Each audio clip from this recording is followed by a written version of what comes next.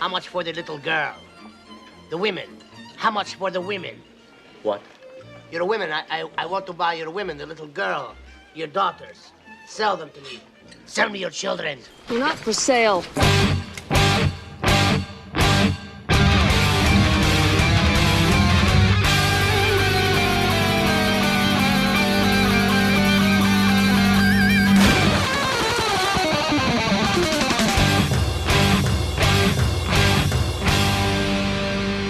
Welcome to the Mad Max Minute Presents Waterworld H2O Minutes at a Time. I'm Rick. And I'm Julia. And today we're talking about minutes 81 and 82, which begin with the mariner asking about resin and end with the drifter deciding to open his secret stash. So we got our first peek at the creepy drifter at the tail end of last episode, and I think before we get too far into his performance, we might want to do a bit of an actor introduction.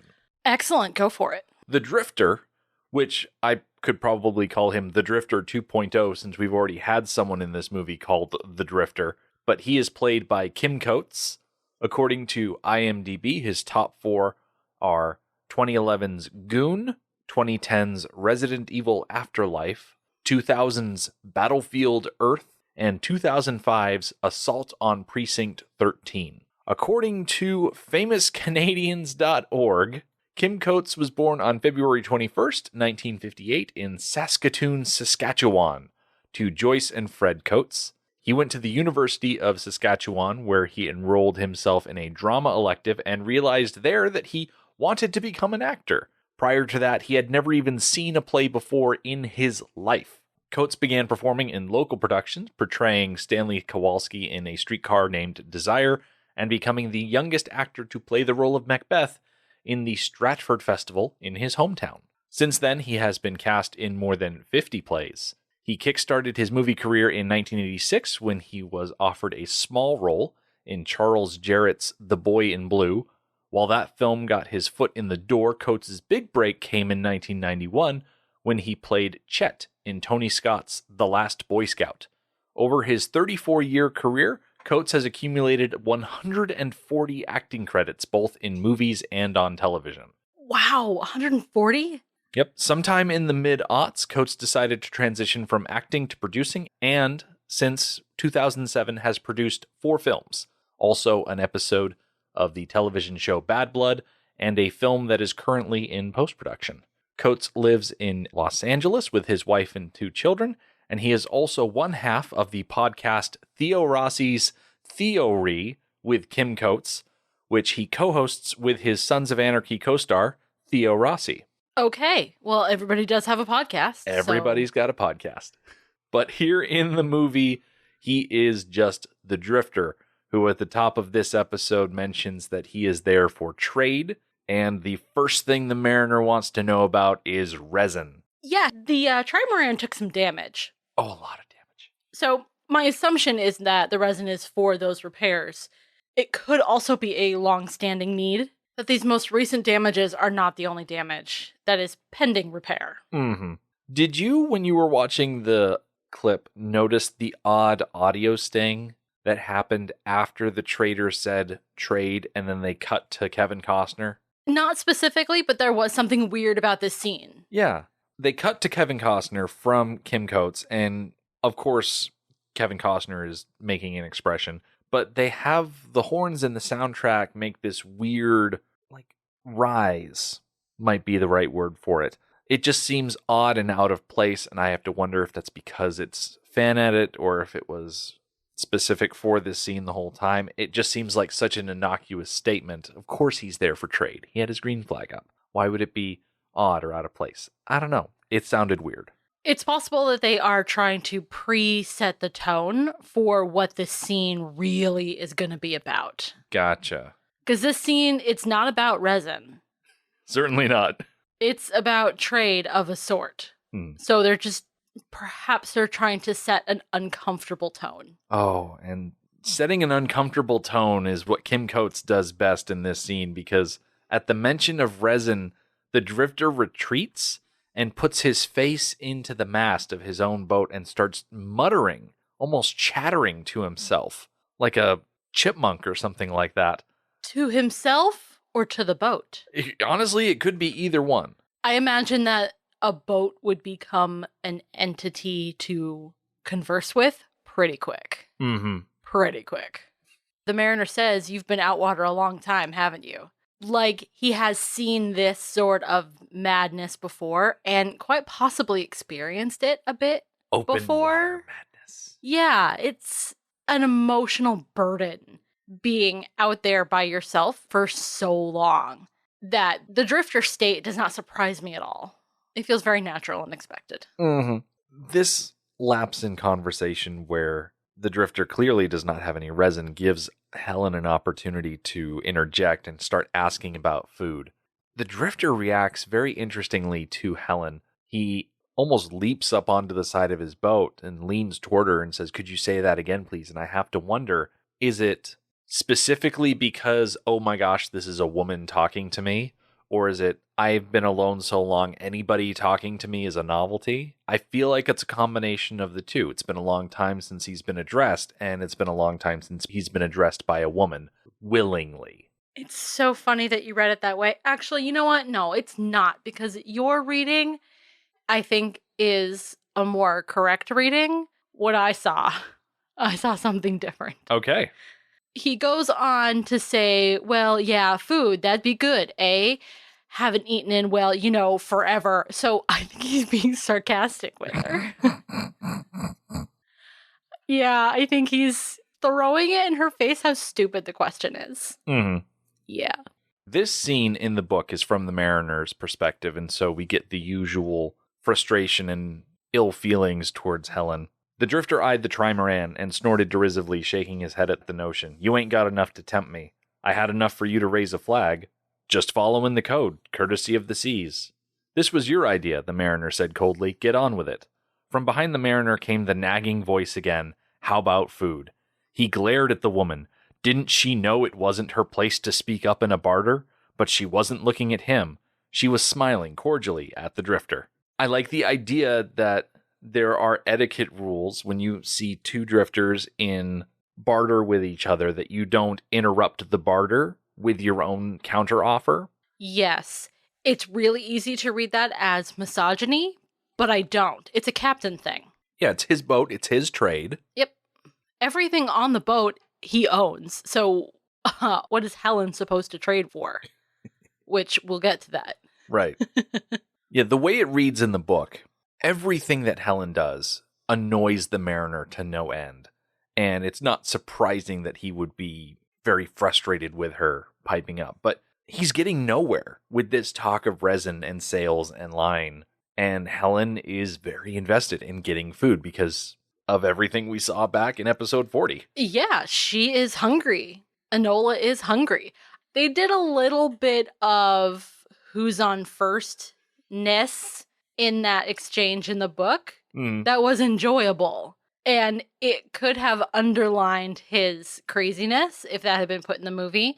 I'm not sure how well it actually would have played watching that happen. It might have played out a little bit too Three Stooges-like, but it was delightful to read that. Yeah. Don't complain about my lack of things to trade because you're the one that was advertising trade. Yeah. The book continues. "Food," the drifter said. "Great idea. I haven't eaten in 2 days. What have you got?" Her smile fell. Apparently that wasn't the answer she was looking for. But the drifter's smile and eyes only got bigger as he took in her womanly shape. "You the cook? Or maybe the waitress?" "Waitress was always my favorite food."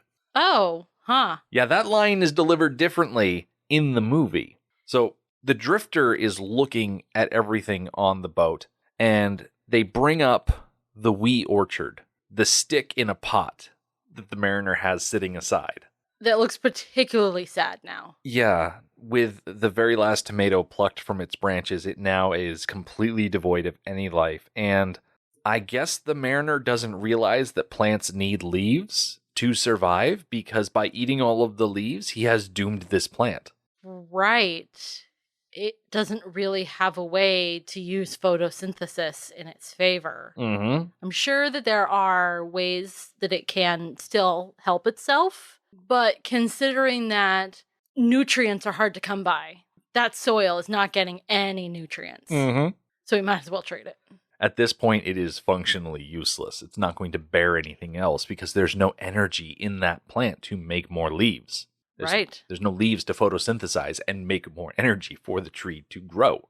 Now, the joke in the movie about the waitress and the cook. In the book, he says, waitress is my favorite flavor. But in the movie, he says, which one of you two is the cook then? Because I usually fall for the waitress. Is he asking which of you two, meaning Helen and Enola, or is he saying which of you two, Mariner and Helen? I think Mariner and Helen. I certainly hope so, because he cracks himself up with this joke. And for the longest time, I've always believed that he was asking between Helen and Enola, which one is the cook, which one is the waitress. Yeah. Which made it, oh, so much more creepy.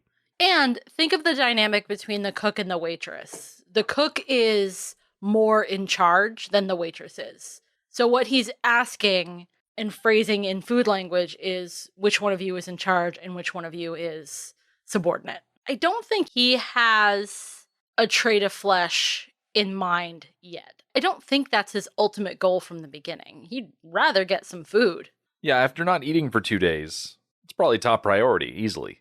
Yeah. So I don't think the Drifter's joke about who's the cook and who's the waitress is a who has power over the other to sell that person to me. But going back to the orchard comment, he uses that as a bit of a misdirect in order to send the Mariner's gaze elsewhere and scramble onto the Trimaran. Maybe that was the point. Charm him and then sneak onto the boat? He doesn't get far. Helen and Enola see him do it, and Helen rushes to protect Enola from this crazy madman that has leapt onto the boat, and he finds himself sandwiched between two people. And it's then that the Mariner says, okay, fine, we can talk. And we cut from there to seeing that a trade has already taken place. Yeah, some time passes.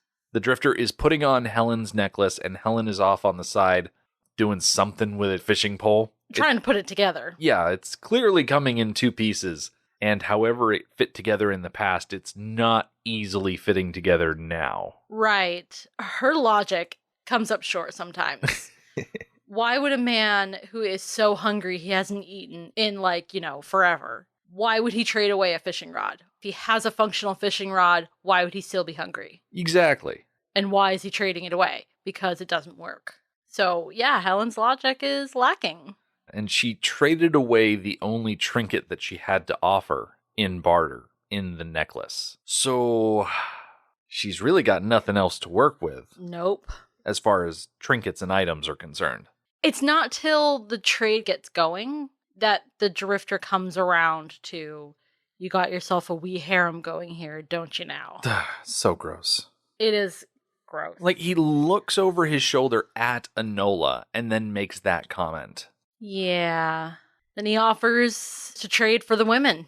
Jumping back into the book, it says, pretty soon a trade had been made.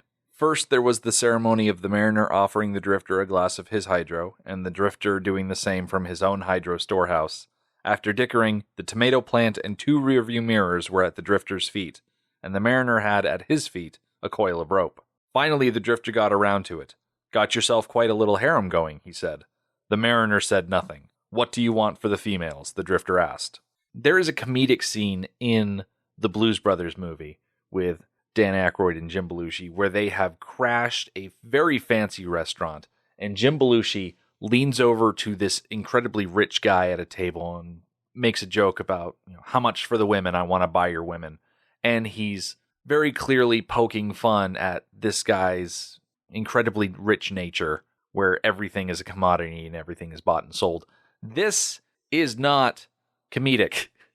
No, this is worrying because in this world there is no law and order. So if the Mariner and Helen refuse his offer of trade, I'm now worried about violence. Yeah, what's to keep him from, instead of accepting that they're not for trade, what's to stop him from just taking what he wants? Right. That worries me. The potential for violence worries me a lot in stories like these where law and order aren't really a part of it. You've got to really rely on an individual's good nature, so to speak. And that is a huge part of this scene that we will talk about over the next couple of weeks, that we are heavily reliant on the good nature, if it can be called that, of the mariner. And here we start out okay.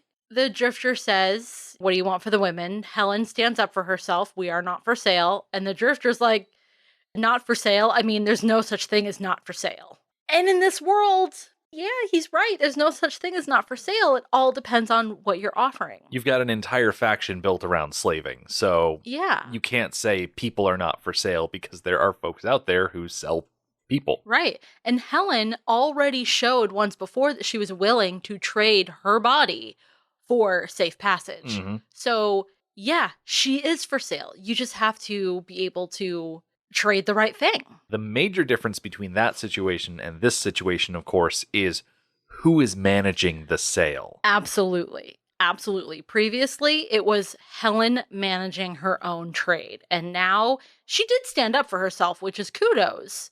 But the drifter's not taking that. When he returns to bartering, are they a pair or would you consider selling them separate? He is talking to the mariner. He's not talking to Helen.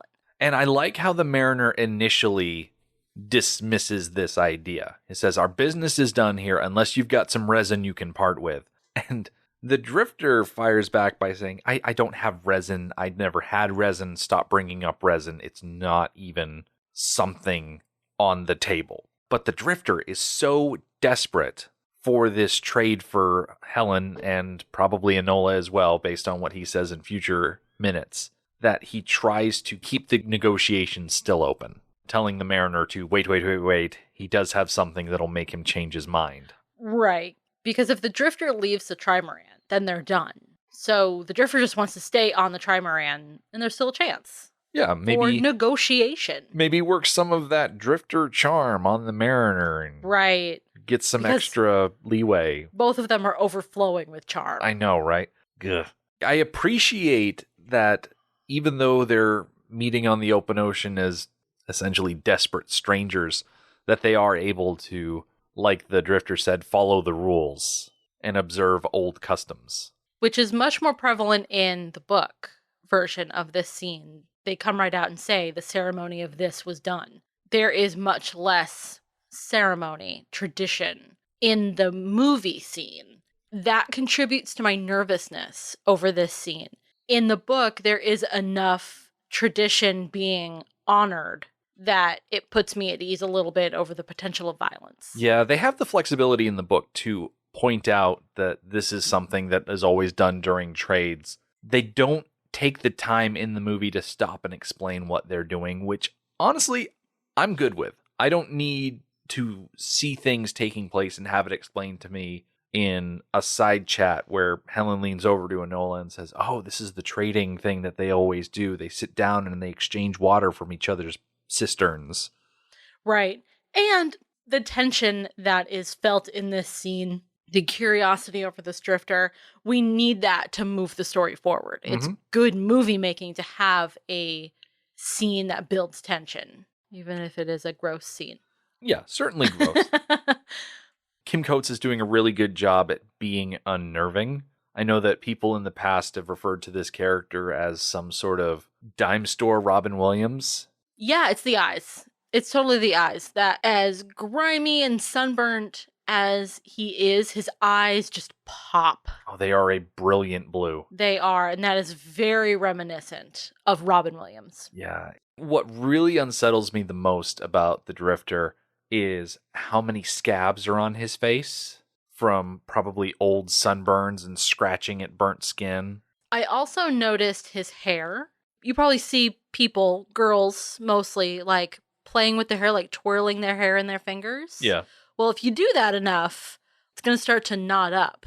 So it looks like that's what he's been doing. He has been more on a manic side of things, twisting his hair, and it has permanently become twisted. Giving himself not full-on dreadlocks like you saw in Battlefield Earth, but sort of impromptu lazy dreadlocks. Yes. And if you keep doing that to your hair, it's going to fall out. It's going to break. And you're going to end up with short patches. And that also seems to be maybe what's been happening. His hair is very uneven. You know, in this world, I'm surprised so many people have so many teeth. Yeah. How does anybody have any teeth left? That is the enduring question through all of the different movies that we watch. Yeah, right? If it's set in an apocalyptic situation, how do people still have so much teeth? Yeah, just looking at this guy who is showing physical signs of being out there for too long, and he still has a perfectly fine set of teeth. It's the one thing that everybody really treasures in this world. Good set of teeth. So the Drifter does have something that the Mariner might find valuable enough to trade the women for. And I don't believe we get to see any of that in these 2 minutes. No, he slips a rope from around his shoulders. We saw in a bit of a wide shot that he has some sort of canister sitting around the small of his back, and he does not open the canister this week. All right. But the idea that there is something that will make him change his mind is enough for the Mariner to lower himself back into a seated position to continue these negotiations. I do want to comment real quick on the Drifter's clothing. It is, oh gosh, what do you call them? The six-pack can rings. Six-pack can rings. There's a name for those, right? I don't know. They're the things that you're supposed to snip. That way sea turtles don't get choked by them. Right. Or and seagulls. He has collected enough of them to make a jacket, cloak type thing. Yeah. It doesn't actually provide anything, any protection from anything at all. So this is a purely aesthetic decision. Yeah, he has tied them all together in a sort of net configuration, and it provides a look. Yeah, it does not provide anything except a look. Yeah.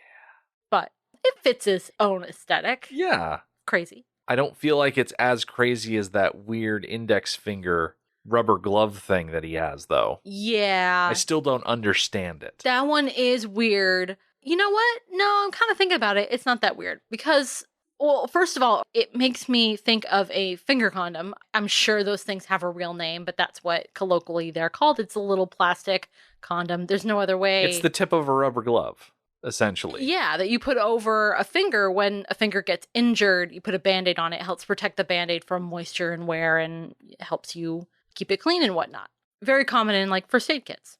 So that's what it reminds me of. It also reminds me a little bit of several weeks ago now, we saw Helen using that piece of leather that wrapped around her thumb and into the palm of her hand. That's right. I can't remember what it was called. It was a sailor's something. It was for sewing canvas. You use the leather to push the thick needles through the canvas. It might have been called like a sailor's palm or something like that. That sounds about right. Yeah, so I'm wondering if it's there for work reasons. Probably. I don't see why not. Yeah. Could just also be the remnant of a glove. Yeah, and he's just wearing it for the heck of it. He started out with 5 fingers, and now he's just down to the 1. Well, that pretty much wraps up this week's show. We will come back next week when the Drifter will show off what is inside that canister, which turns out to be paper. Helen will refuse to be traded, and the Mariner will do his best Hollywood producer impression by ignoring her wishes and pimping her out anyway. Wow. The Mad Max Minute podcast is a fan project by Rick and Julia Ingham. Waterworld was written by Peter Rader and David Toohey, directed by Kevin Reynolds, and presented by Universal Pictures. Mad Max Minute is produced and edited by Rick Ingham. Our opening music is Verdi's Dies Irae by Daniel Batista of danielbatista.com. Our home on the internet is madmaxminute.com. You can follow us on Twitter at MadMaxMinute. And like us on Facebook by searching Mad Max Minute and join our Facebook listener group, Mad Max Minute Beyond Microphone. If you'd like to support the podcast, visit patreon.com/MadMaxMin. Thank you for joining us for Waterworld episode 41. We'll see you next time.